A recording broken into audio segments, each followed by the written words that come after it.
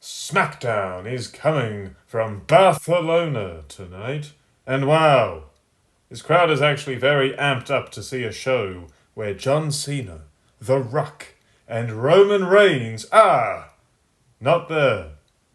Not even via taped promo or anything.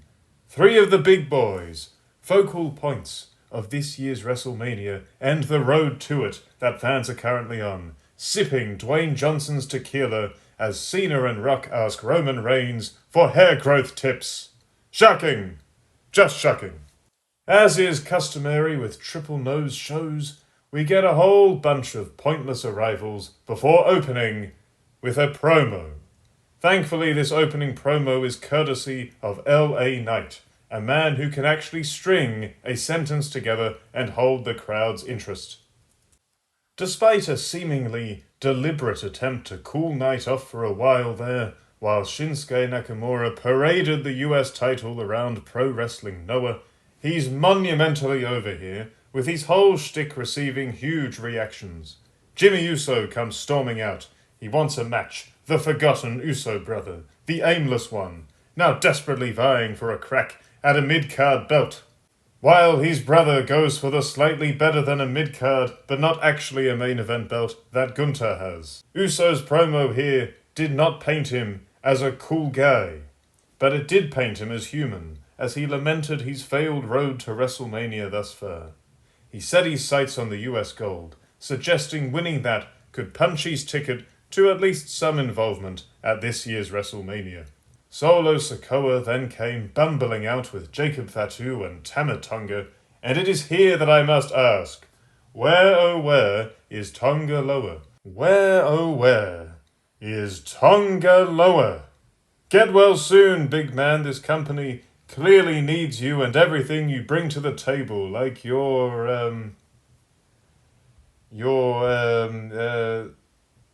was that time Tonga Loa,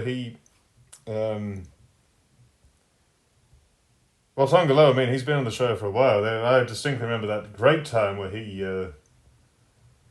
Anyway, he was a great signing and totally worth the money, not a waste of space at all. Sikoa is trying to make good with Jacob Fatu, hyping him up as the rightful challenger to the belt. And Sikoa as Fatu's weasel manager and spokesperson might actually be a decent double act. Ditch the Tonga boys and have Fatu be a wrecking ball with his peroxide-loving cousin as his hype man. That might work, now that the bloodline stuff is officially done and dusted. After some bickering between Sikoa and Jimmy Uso, the Team U bloodline put a beating on the babyfaces until Job Strowman came out to save the day. This is Strowman's thing now. No character, no development, no focus. Just comes out for quick brawls with mid-card heels before inevitably losing his feuds with them eventually. Nick Aldis turned this ruckus into a match and dropped a little bit of Spanish for the crowd, which they all went insane for. It's funny, I would have thought hearing people speak Spanish would be a regular occurrence in Barcelona, but anyways. The six-man tag that followed was very much a house show kind of match, with everyone getting their spots in and a whole lot of brawling. After an ad break robbed TV viewers of catching the opening, the show tuned back in with Sikoa and Uso duking it out, with Sikoa largely getting the better of his brother and wearing him down to be the heat builder for the babyface team. The Wish.com bloodline all tagged in at different points to continue wearing Uso down, with Fatu easily being the most over of the three with the live crowd. Uso reached Knight for a hot tag who came exploding in to deal with Fatu, but only got a quick 1 count for his efforts. Knight managed to continue getting the better of Fatu until he went for the BFT, at which point the Samoan werewolf clobbered him with an elbow shot. By the time the next ad break was over, Knight was now firmly in the heat builder position Uso was initially in, with Sikoa putting the hurt on him. Sikoa's attempt to flatten Knight with his utterly enormous ass didn't pay off though, and Knight hit a back suplex before running to Strowman for hot tag number 2. They just repeated the whole first portion of the match with a different babyface. Very lazy psychology and pacing that seemed to be largely booked around avoiding doing any big action during the dreaded commercial breaks. Strowman did his run around the ring where his arms and legs have next to no range of motion. Life for a big boy like Strowman is gonna get very arthritic in his retirement years. Some brawling on the outside led to Strowman ensuring Tama Jubba does exactly what he was hired for last year, and that's eat pinfalls in tag matches. The Jubster among men flattened the former New Japan industry plant with a running power slam for the 1-2-3.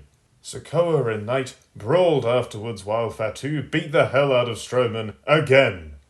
This is all getting a bit repetitive now. How many times is Fatu gonna flatten Strowman in brawls before he's allowed to just pin the guy and move on? Kathy Kelly sat in for a pre-taped promo with Jade Cargill, who I guess isn't trusted to do this in front of a live audience or something.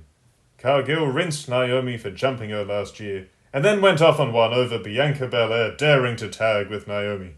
Now, Cargill confirmed she knew it was Naomi who attacked her from the start, so why didn't she just let Belair know during all those months she was recovering? What a plot hole.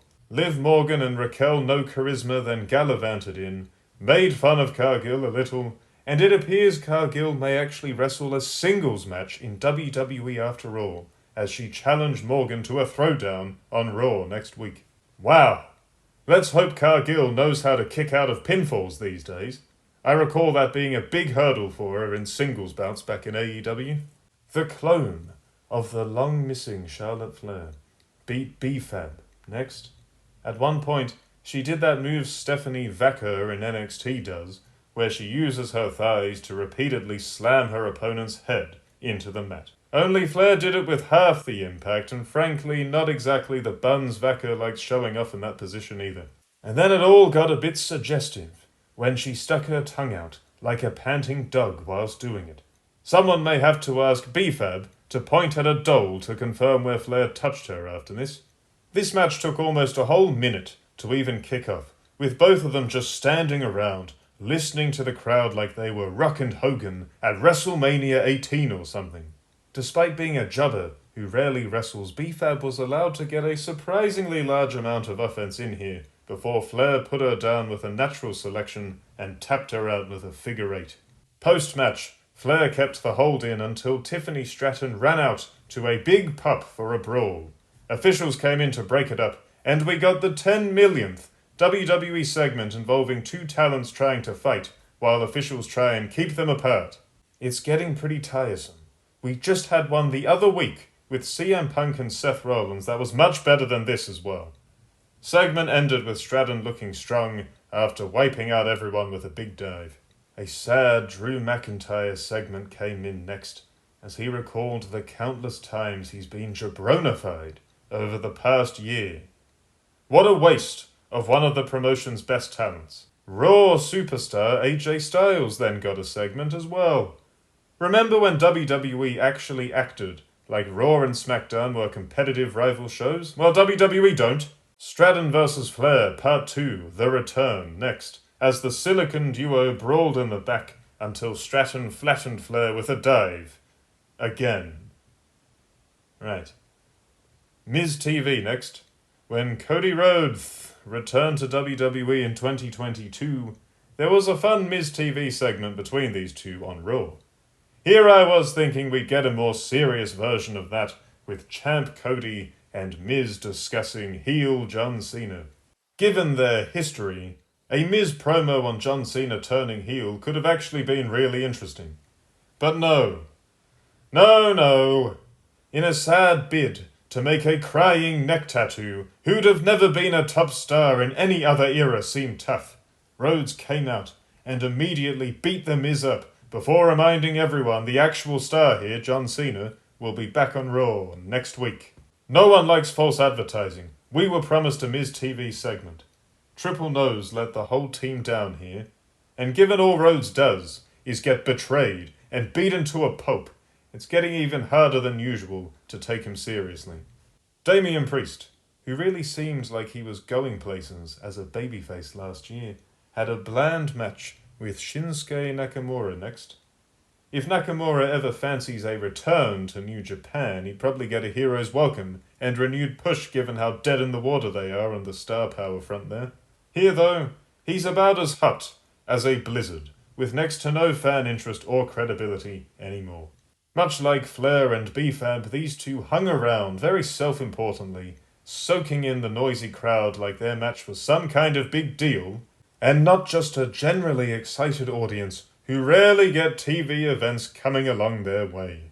They worked a logical story of Nakamura using his superior technical expertise to wear Priest down, who in turn used his superior size and strength to overcome his foe's submissions and strikes, and blast him with big power shots and moves.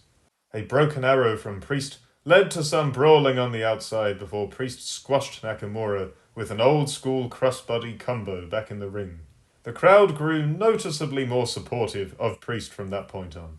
Drew McIntyre ran out to distract his metalhead nemesis, but it wasn't enough to spare Nakamura some additional jabronification, as he still got wrecked with a South of Heaven chokeslam, and was clearly about to do the job when McIntyre ran in for the DQ. Another brawl segment next, how original. Nakamura helped McIntyre gain the advantage, after which the Scotsman destroyed the New Yorican, as the Spanish crowd randomly chanted for CM Punk. Everyone is just going to have to accept. The McIntyre-Punk feud is over, I'm afraid, entertaining as it was. Drew Jubbentire is firmly back in the mid-card now, and possibly forever at this rate. This beatdown segment was quite dramatic, in fairness. McIntyre was sadistic and spiteful, smashing Priest with the steps, and then coming back to KO him with a claymore when he finally got to his feet. This feud desperately needed a segment like this to heat it up.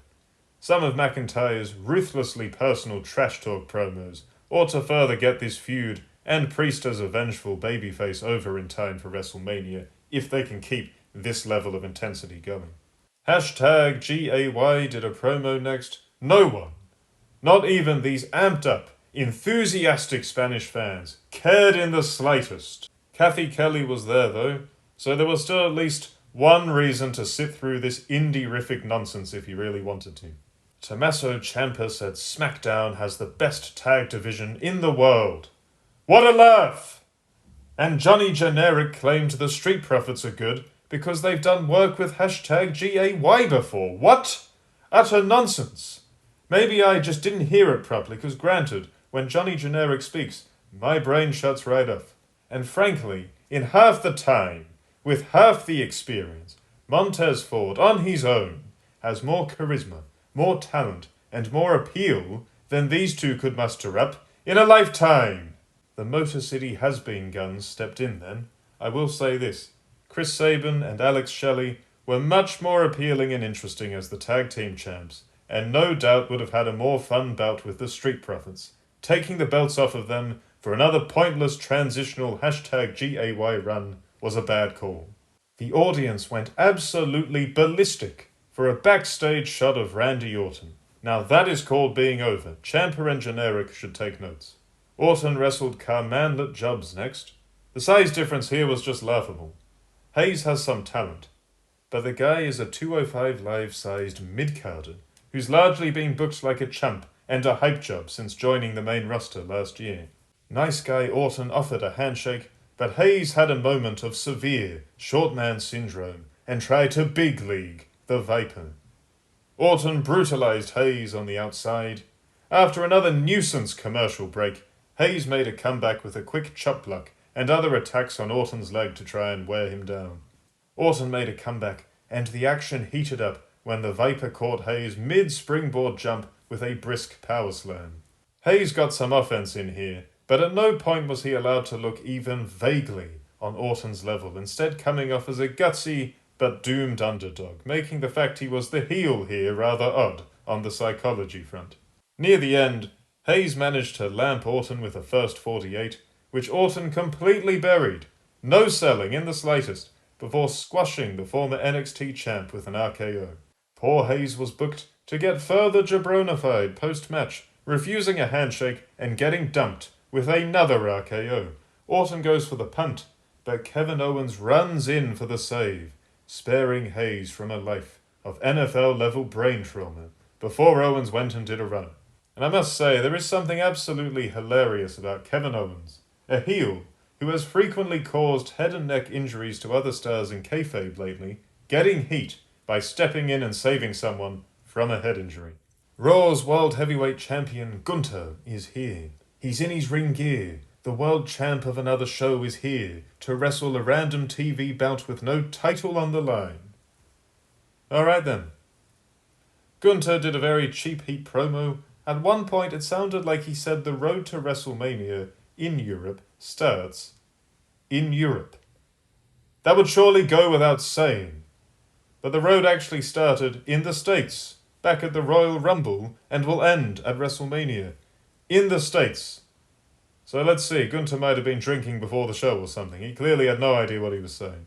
He started calling himself the greatest European wrestler of all time before calling out A-Kid, with some cheeky wordplay on the fact the guy used to be called A-Kid. So A-Kid was the premier talent of the Spanish wrestling scene for a while before he joined WWE.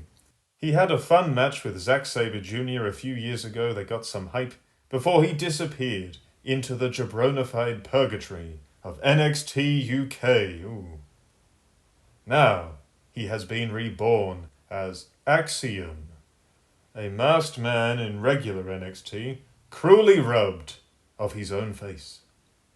Gunther called him out randomly, and the pair had, in fairness, quite a fun match. Back in his indie days as Big Fat Volta, Gunther's bread and butter was being a big, hard-hitting bully for indie cruiserweights to try and fail to overcome in stiff, old-school matches. This was basically a speedrun of that style, with Gunther serving as a base for Axiom's explosive, fast-paced offense before crushing his hopes and dreams. The Barcelona crowd went absolutely ballistic for their homeland hero here. Gunther initially used his superior size and strength to ragdoll his masked foe. Axiom used his speed to avoid Gunther's blistering chops. After another inopportune ad break, Gunther went to unmask Axiom, who fired back with a huge top rope dropkick, and later on nailed the champ with a top rope Rana and his golden ratio for a near fall that sent the audience into a total frenzy. Loads of heat here.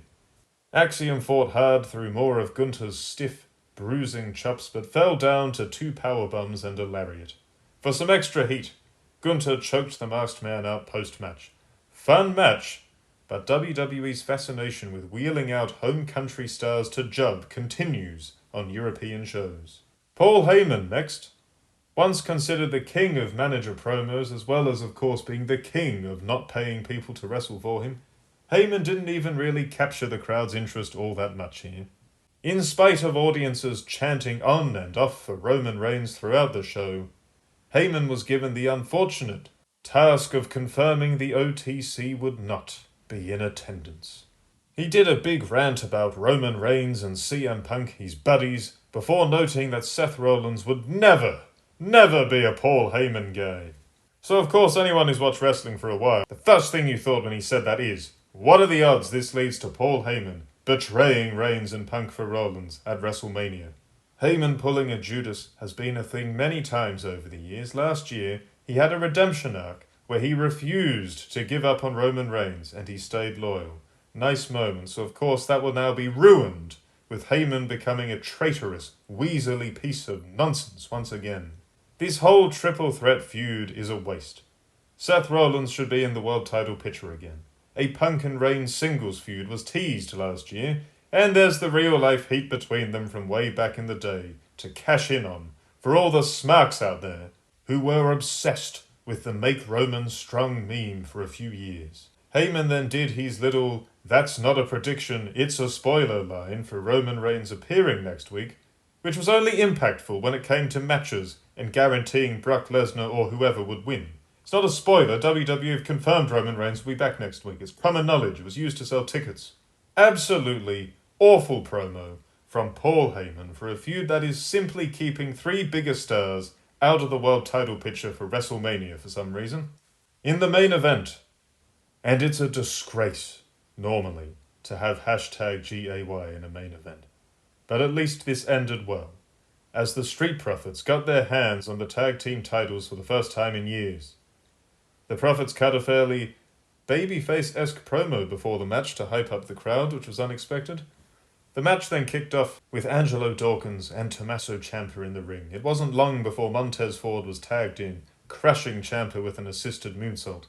When Ciampa rolled out of the ring, Dawkins aggressively crossed the ring to suck Johnny Generic one. Generic getting tagged in led to him receiving a beating, good, including a slam counter from Dawkins when he went for a quick DDT. Most of Gargano's attempts at getting some offense in were cut off, with his heat-building period on Montez Ford largely cut off by a huge ad break, because of course every match has to have one of those.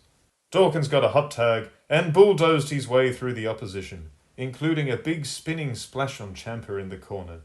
Ford later went for a 450, but landed on Gargano's knees. The GAY boys then rocked Ford with the Shatter Machine, in a nod to good old Find the Remote over in AEW. A nod to the good old days back in NXT when #DIY and The Revival had genuinely really good tag team title bouts with each other. Back when Smarks seriously thought those two teams would become the new kings of WWE tag team wrestling on the main roster. It was a simpler time. The pace of the match picked up with everyone hitting big moves in the ring. Ciampa broke up a 3 count on Gargano just in time in a strong near fall. Ciampa later wallops Dawkins with a fairy tale landing for another tight near fall. Generic ran back in and missed a super kick, landing it on Ciampa instead by mistake, before some truly awful acting to convey how much he regretted kicking his partner. Ford then landed a high-angle frog splash to put a stop to the match. On one hand, the good stuff here, the Profits winning and getting the fireworks treatment, was a huge step in the right direction for them and the SmackDown tag team division in general. On the other hand, Gargano kicks Ciampa. That might not mean anything to you at a glance, but Gargano and Ciampa falling out and feuding is to Triple Nose what heroin was to those guys in Trainspotting or John Travolta's character in Pulp Fiction. This feud swallowed up NXT for a long time. A show meant for developing new talent became a self-indulgent festival of small, bordering on middle-aged men playing with each other and doing theater kid-level acting. It was awful. And now, WrestleMania is around the corner, and Gargano just cost Crazy Ciampa their tag titles. Could Triple Nose seriously be planning to put his 2 toy boys in a match at WrestleMania? Could he be that delusional? The only thing I can say about this matter is... Please, no! No! No! No!